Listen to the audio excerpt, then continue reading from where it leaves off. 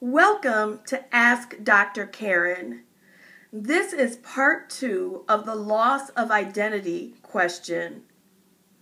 I would like to further explore how a person deals with the loss of identity when dealing with a chronic illness. In continuing this discussion, I would like to ask that you first validate yourself and your experience.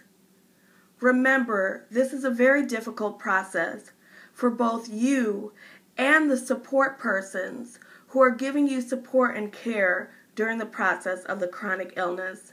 This is not easy for anyone, so please allow yourself to validate that fact. I also want to advise that you allow yourself to grieve.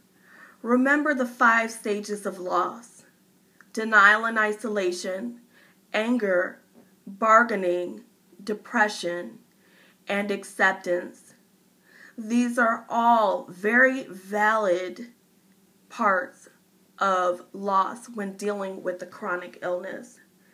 It's okay to feel each stage as you go through that process. Be mindful of every moment. Mindfulness involves being present in the moment without judgment. So what I am saying is, if you are joyful, allow yourself to be joyful. But if you are sad, allow yourself to be sad. There is nothing wrong with it.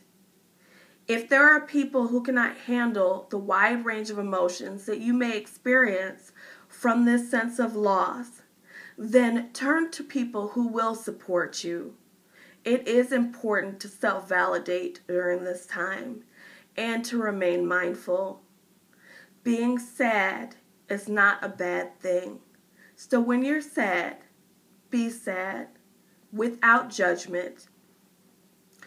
Also, celebrate your growth during this process.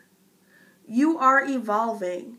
It is true that there are many changes that have taken place during this process. Ultimately, you will grow from this experience. Celebrate and be joyful of that growth. I would like you to lift the burden of guilt and shame. Remember, in the first part of the loss of identity question, we talked about the guilt and the shame of changing roles in the household. One example I used was that of the mother who can no longer care for her children the way that she used to because of dealing with the chronic illness. Be forgiving of yourself. Remember, you are doing the best that you can. If you have feelings of guilt or shame that rise up, process those feelings. Perhaps you cannot do it alone.